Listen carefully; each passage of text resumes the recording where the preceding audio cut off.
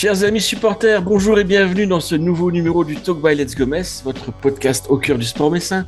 On va revenir aujourd'hui sur la belle opération du FC Metz qui s'est imposé 3-1 hier face au Paris FC. Une victoire avec des buts et beaucoup d'intensité. On parlera bien évidemment, entre autres, des premiers pas réussis d'Idriss Gueye à Saint-Symphorien.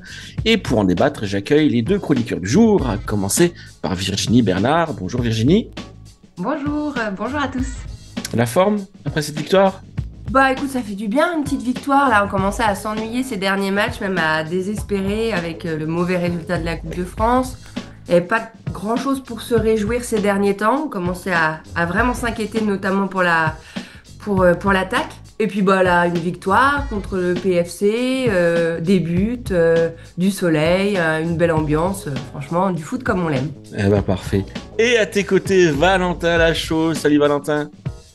Salut Gérard, bonjour Virginie. Comment ça va? Je suppose que vous êtes comme moi, de bonne humeur après cette victoire. Ouais. De bonne humeur. Ouais, t'as pas pris froid toi hier? Ah, heureusement, on avait l'écharpe, les gants, mais Hein, je suis il fait habitué à ces toujours chaleurs. aussi froid, hein, toujours Ah, aussi froid en tribune pas de sud. chance. C'est ça. Alors les amis, on avait presque oublié cette sensation après un but et une victoire à Saint-Symphorien. Et ce samedi après-midi, les hommes de Stéphane Lumignan ont frappé un grand coup en balayant 3-1 le Paris FC. Metz Capital, comme le montre le dessin de Sparrow à l'écran. Une victoire méritée, un match qui n'a pas été parfait, mais qui dans l'ensemble a rempli beaucoup de critères rassurants pour cette deuxième moitié de saison. Alors Virginie, fallait retrouver de l'efficacité offensive et maintenir une solidité défensive. Hier, les Grenats ont répondu présent dans les deux surfaces, malgré le but de Crasso. J'ai envie de dire contrat rempli. Ah, plus que rempli. Et puis c'est un bon test. Alors déjà, le PFC nous réussit très très bien puisqu'on engrange 6 points contre eux, contre ce concurrent direct à la montée. Donc déjà, c'est un résultat qui est vraiment génial. Ensuite, on a été rassuré côté attaque. Rassuré, oui et non, parce qu'on peut se dire que ça peut être un coup d'éclat. On retrouve pas Sabali, pas les automatismes qui sont faits encore, mais c'est quand même prometteur de voir un Diallo qui met un doublé, un Diallo qui marque, qui prend confiance. Et puis niveau défensif, alors il y a des hauts et des bas, mais toute cette équipe de Metz, je trouve qu'elle n'arrive pas à faire un match complet quand même. Alors on peut parler peut-être de match référence, puisque c'était un match où on a mis des buts, où on Contre le a Paris joué FC surtout. C'est contre pas le une Paris petite équipe. FC, où on a souvent imposé notre jeu. Mais pour moi, j'ai encore trop de minutes où il y a des absences. Notamment, on se prend le but de Crasso, mais on peut s'en prendre d'autres aussi. On a des fois un attentisme qui se met en place, qui peut être effrayant. Mais à part ça, vraiment là, je cherche vraiment l'amélioration. À part ça, vraiment, c'était un super match avec un Stambouli, parce que tu parles de l'attaque, tu parles de la défense, mais c'est ce milieu qui construit cette équipe et grâce auquel je pense on n'a pas encore eu de défaite à Saint-Symphorien, vraiment, parce que c'est la colonne vertébrale de cette équipe. Et les arrivées du début d'année nous font énormément de bien. Et quel plaisir d'avoir un véritable neuf pour réceptionner des ballons de la tête, réceptionner des centres hauts. Donc vraiment ça c'était intéressant. J'ai rien contre Savali et Diallo, mais c'est vrai que leur taille ne les aidait pas. Et quand tu joues avec tous ces atouts, forcément ça aide. Valentin, on va revenir sur les statistiques de la rencontre.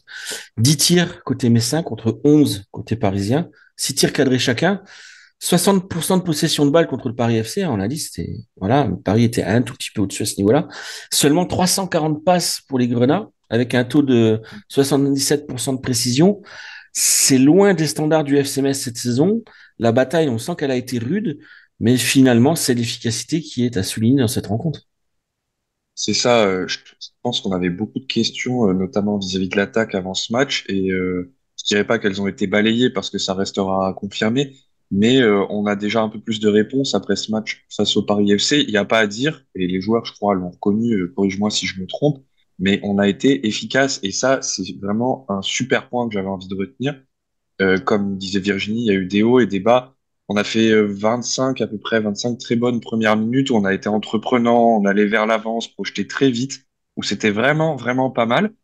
Et puis après, on s'est un petit peu endormi, on est retombé dans nos travers, on balançait un peu plus les ballons vers l'avant sans forcément trouver les joueurs. Et, euh, Et donc là, c'était un peu moins bien avant la mi-temps. Après, on s'est remis dans le droit chemin. Et puis c'est vrai que ce système très offensif de Stéphane Le Mignan était payant au début de la rencontre. Mais après, Paris s'est adapté aussi tactiquement.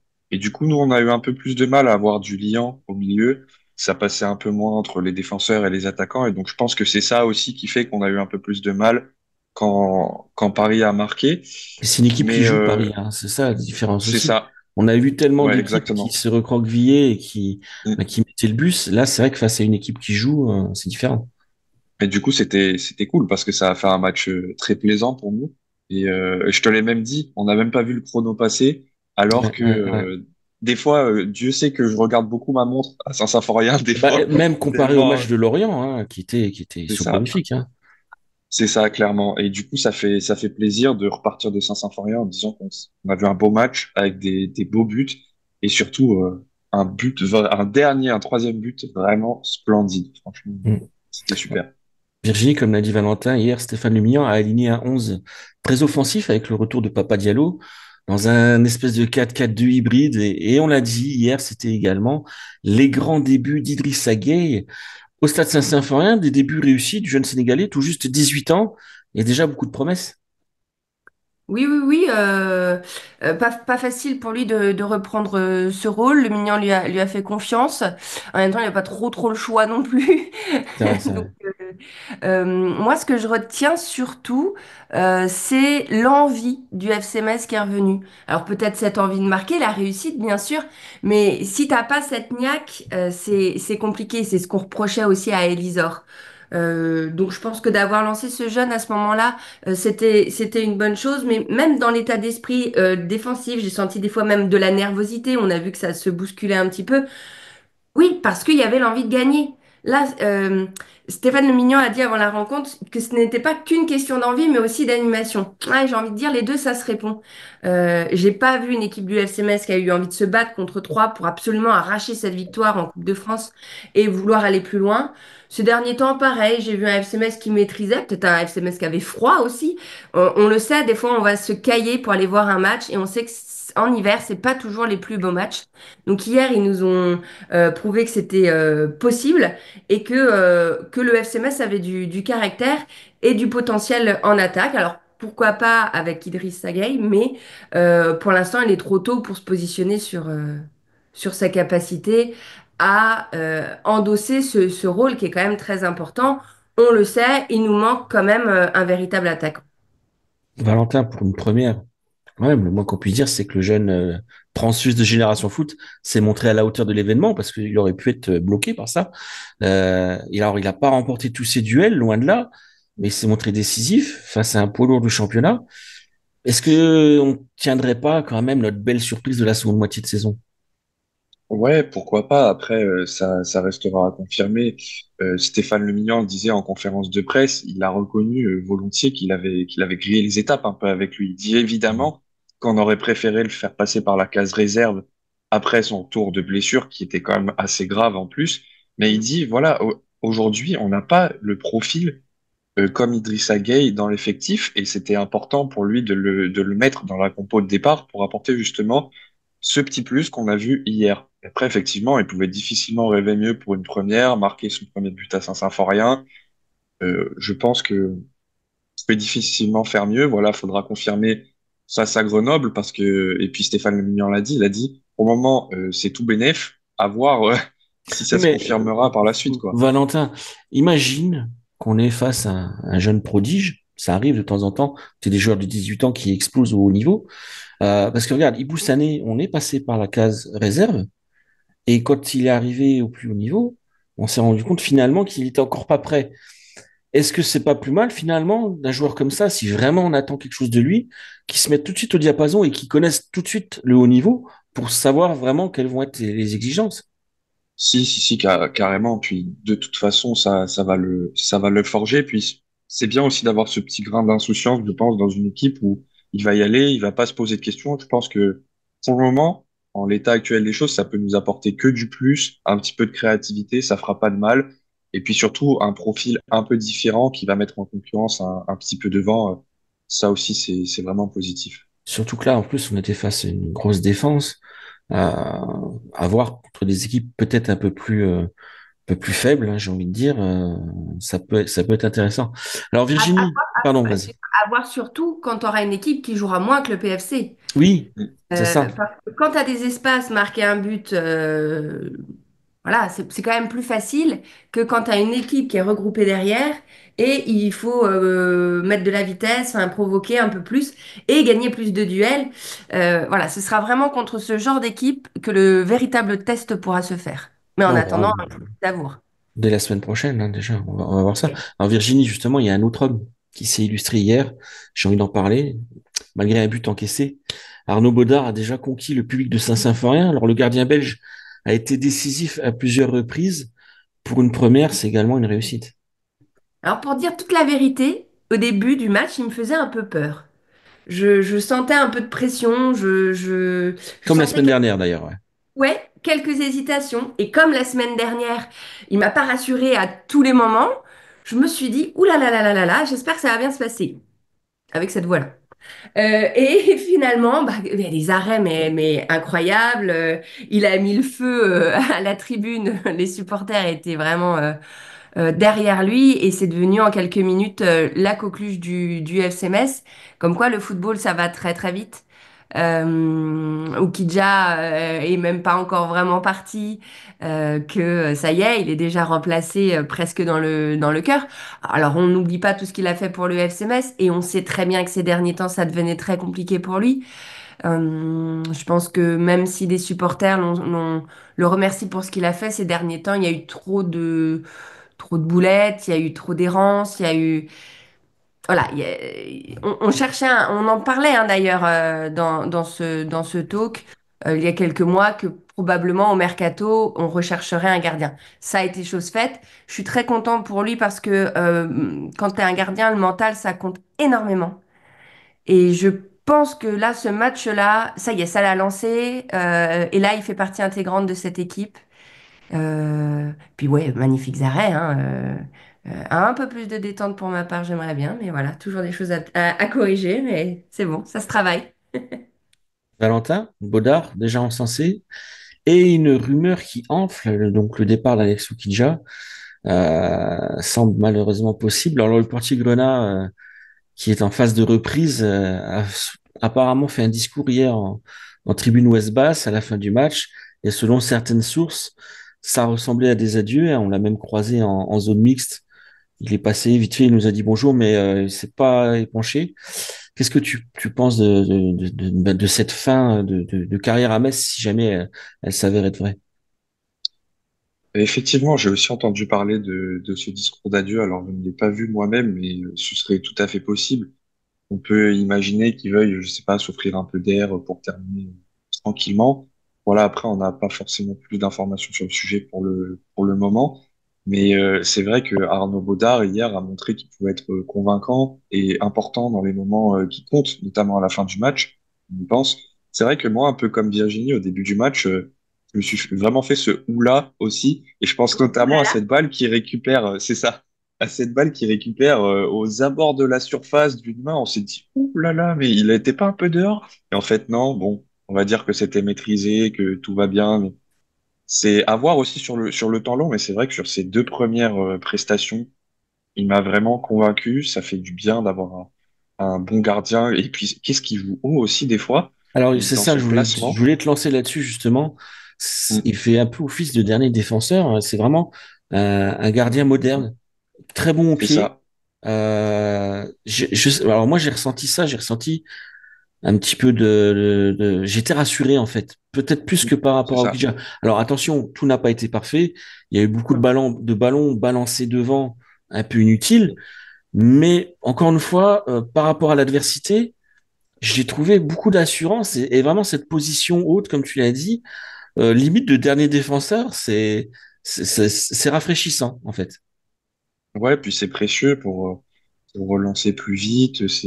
C'est intéressant, c'est un autre profil que ce qu'on avait avec Alexandre Kudja. Donc, vraiment, j'aime beaucoup.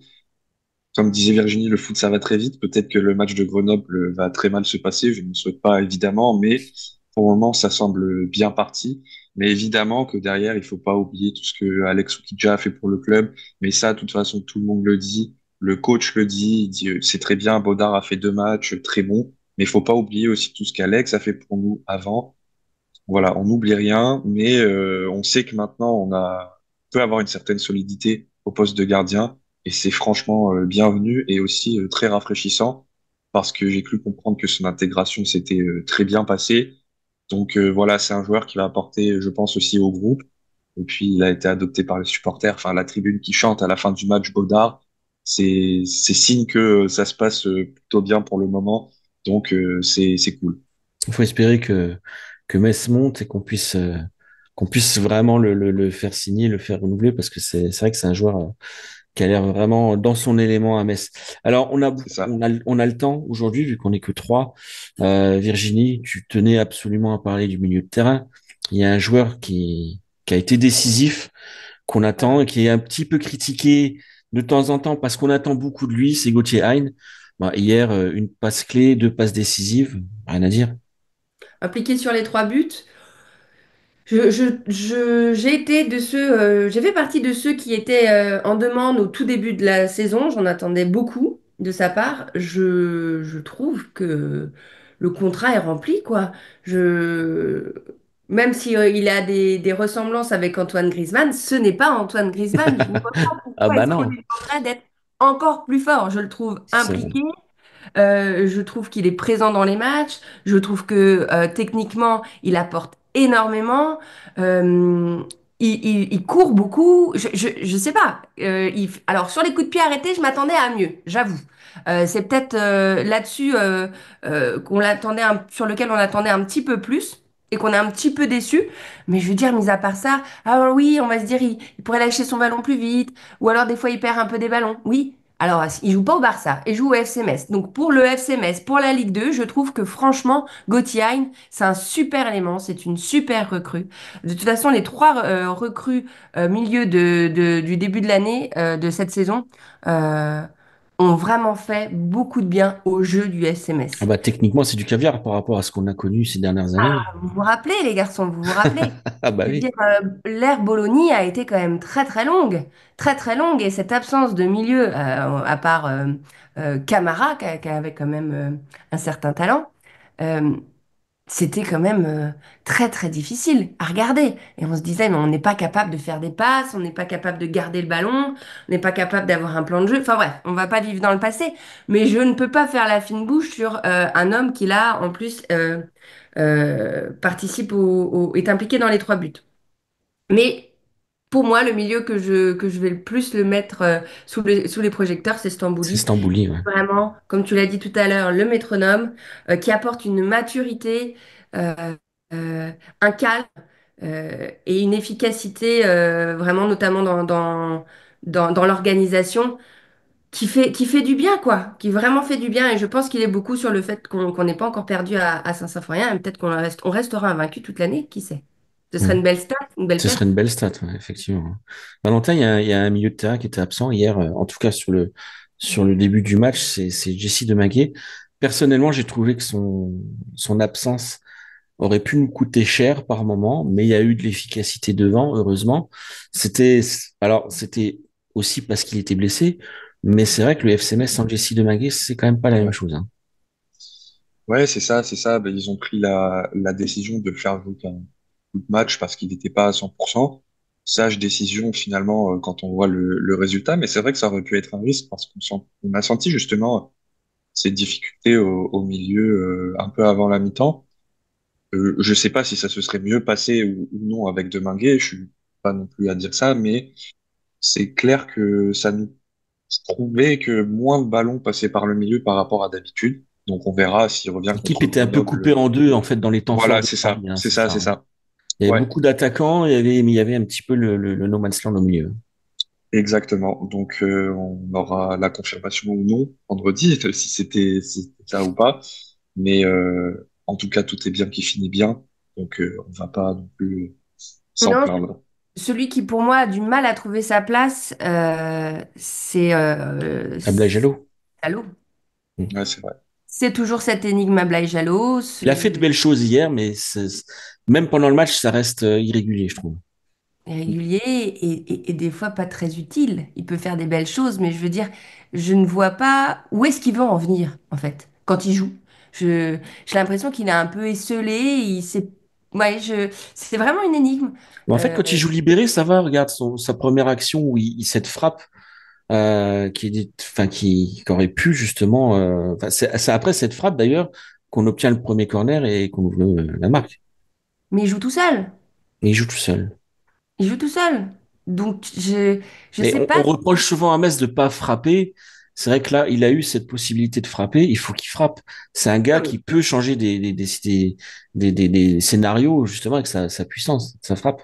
Une belle frappe dans le match, c'est bien, mais alors sur combien de minutes on ne l'a pas C'est- vu c'est- encore? Enfin, voilà, il fait des efforts défensifs, des fois pour pas grand-chose, où tu as l'impression qu'il est là pour être là. J'ai quand même un petit souci. Alors, l'organisation était un peu particulière, le côté hybride peut-être ne lui convient pas. Je sais pas, il y a un blocage avec ce joueur qui pourtant, techniquement, moi je le trouve excellent, un super pied. Mais je suis toujours pas satisfaite de ses prestations. Valentin, un autre joueur qui a crevé l'écran, j'ai trouvé hier, à plusieurs reprises, c'est Kofi Kouao, qui a fait un très très bon match. Et je pense Ouais. à ce retourné acrobatique pour vous vous souvenez de ce moment-là Ah quand il fait oui, bah oui. c'était impressionnant. Ouais. Kofi Kouao, enfin sa place de titulaire, ça va être dur de la prendre, là. Non, c'est clair. Puis je pense que ce soit sur le terrain ou dans le vestiaire, Kofi Koau, il est hyper important. Enfin, moi, j'ai adoré sa hargne qu'il avait en défense. Et puis, c'est vraiment un soldat, quoi. Et même dans l'apport offensif, il est super précieux. Euh, effectivement, pour aller détrôner, bon courage. Mais Est-ce qu'on lui ferait j'adore pas ce joueur. un petit renouvellement de contrat là? Je crois qu'il lui reste Ce un an et serait, demi, ce euh, serait bien, hein. si je me trompe Ce serait pas. dommage de le perdre, en Mais tout cas, si on prend la ouais, question à l'envers. bah oui, ouais, c'est clair. En Bon, même temps, toujours. Stéphane Le Mignan adore Colin. Il adore Colin, à juste titre. Alors moi, je fais partie des gens qui aiment bien Colin. Je sais qu'il est beaucoup décrié, mais c'est pas le même style de jeu non plus. Euh, c'est c'est c'est c'est un pur défensif. Même si depuis, alors on le voit plus trop de ces derniers temps, mais les derniers matchs qu'il a joué, il jouait beaucoup plus haut. Il jouait un peu plus comme quoi. Je pense que Moi, c'était aussi des consignes. je serais pas si catégorique que ça pour dire que Kofi Koao a sa place de titulaire ad vitam aeternam. Attendant le retour de Colin, on verra. Toujours est-il, alors après cette victoire, Metz remonte à la seconde place au classement, à égalité de points donc avec le Paris FC. Alors Virginie, c'est la belle opération comptable du jour, mais c'est également très symbolique avant cette seconde partie, enfin pour démarrer cette seconde partie de saison. Metz qui revient à la deuxième place, quoi. On était un peu frustrés pendant la trêve hivernale de ne pas être sur le podium. C'est que symbolique, hein, on s'en fiche, c'est pas comme ça que tu réalises ta saison. Mais ça a mis un petit coup d'alerte. On s'est dit, on va revenir chaud patate, pas du tout. Donc là, ça me fait plaisir. En fait, alors on perdait pas, on gagnait pas, on perdait quand même des points. Heureusement, tout le monde est dans un mouchoir de poche. Les points se sont un peu répartis avec plusieurs équipes. Donc on a eu cette chance-là. Et là, on est deuxième à 3 points du premier. Donc ça annonce une bataille pour la montée extraordinaire pour les prochains mois. Euh, donc on a une très belle Ligue 2, faut le dire quand même. On va avoir du suspense. On n'a pas Alors, d'équipe. c'est important ce que tu dis, je te coupe. On a une très belle Ligue 2 cette saison par rapport aux années précédentes. Je trouve qu'effectivement, alors, pourtant, il y avait des noms un peu ronflants, hein. On avait du Bordeaux, on avait du Saint-Étienne, mais je trouve que cette année, particulièrement, elle est belle. Je te laisse reprendre. Oui, oui, elle est belle. Elle est belle parce que c'est des équipes voilà, qui n'ont peut-être pas des noms ronflants, mais qui donnent tout. Il y a des équipes quand même qui ont des beaux budgets. Et tu as des équipes bah, qu'on regarde quand même, le Paris FC en tête de liste. Donc, je trouve qu'on s'en sort plutôt bien. Nous, on est toujours frustrés de monter, descendre, cette fameuse équipe ascenseur. Alors, on entend, de toute façon, ça sert à rien de monter parce que si c'est pour redescendre, si c'est pour se prendre des tôles tout le long de la Ligue 1, c'est pénible. Mais en même temps, tu as envie de gagner quand même, d'être champion de Ligue 2. Donc, c'est toujours le même problème. Ça va devenir vraiment, vraiment récurrent. C'est le problème financier. Il faut avoir un plan sur plus qu'un an. Sur plus qu'un an, c'est bien hein, d'être deuxième, c'est bien d'être même d'être champion, c'est bien de remonter. Mais pour en faire quoi? Est-ce qu'on a un plan à long terme? Moi, c'est les questions qu'il faut qu'on se pose déjà. Si on veut vraiment monter, le président dit que oui. Mais Mais le qu'est-ce que... président dit que oui, à juste titre, parce que financièrement, c'est beaucoup plus intéressant d'être en Ligue 1 qu'être en Ligue 2. Mais il dit aussi que de toute façon, même si tu montes, tu peux difficilement espérer plus que aller la 10e place parce que la première moitié du tableau de Ligue 1 est réservée à des clubs qui sont richissimes, qui sont dirigés par des milliardaires et que maintenant, en fait, il y a plus vraiment de possibilité de faire mieux. Donc, Alors, regarde malheureusement, Brest. on est voué à Metz Ouais, je suis pas à d'accord. Regarde lutter tout le temps Brest pour ça, l'année quoi. dernière. Mais je ne suis pas d'accord. C'est Regarde vrai. Brest l'année dernière. Et ils avaient le même budget que nous. Ouais, ouais, ouais. Exactement le même Ah, mais je budget. dis pas qu'il a raison, je dis juste que c'est du discours ambiant, effectivement, Oui, et mais on c'est peut un peu comprendre parce facile que de partir défaitiste.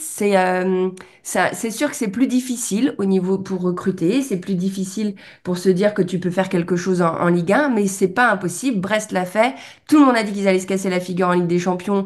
Il fait partie des meilleures équipes du premier tour. Enfin, je veux dire, c'est incroyable. Et je trouve que quand tu te dis que tout est possible, et c'est pour ça qu'on va au stade aussi, c'est pour ça qu'on regarde le foot, c'est pour ça qu'on aime la Coupe de France aussi. Quand tu vois que Lyon, ils se font renverser par une Nationale 3, voilà, tout est possible dans le foot, surtout sur un match. Sur un championnat, c'est peut-être plus compliqué, je te l'accorde.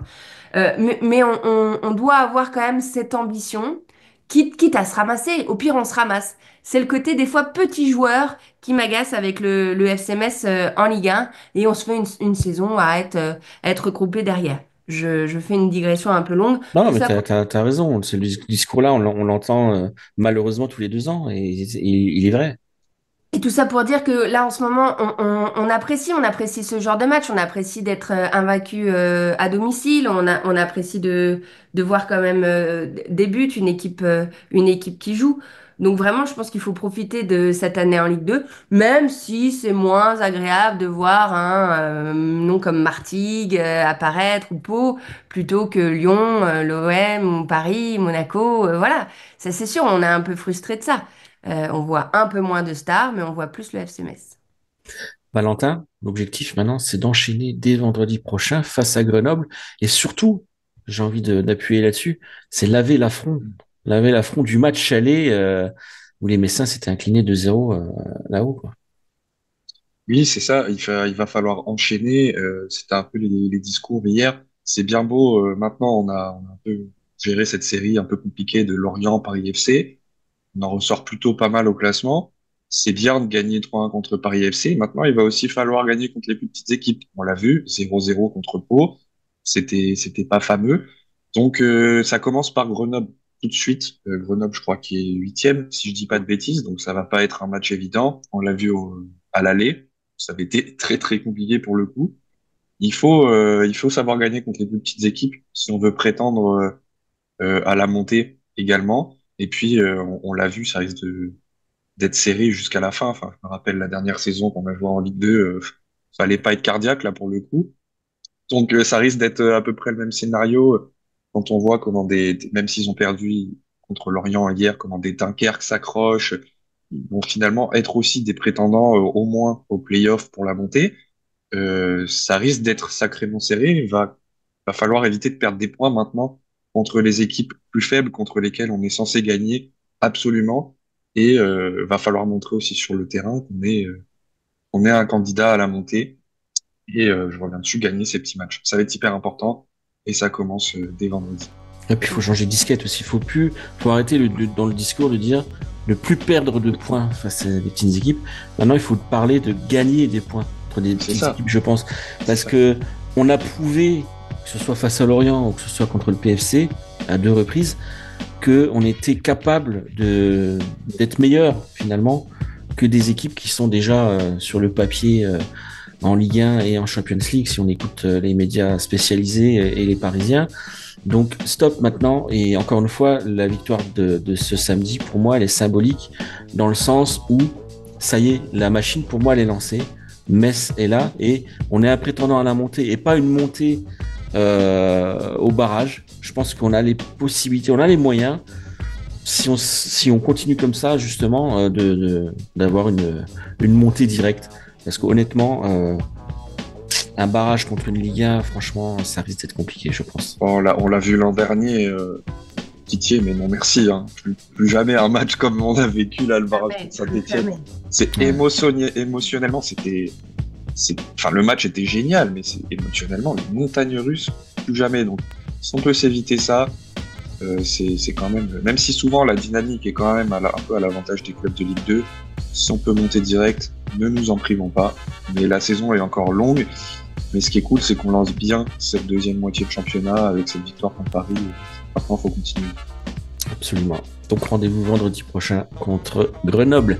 Les amis, le talk touche à sa fin. Merci de nous avoir suivis. Comme d'hab, pensez à liker, commenter, partager. Nous, on se retrouve bien sûr sur letsgomes.com et dès le week-end prochain pour un nouveau numéro du talk. En attendant, portez-vous bien, couvrez-vous, il fait très très froid et à bientôt. Bye bye. Bye bye. Salut.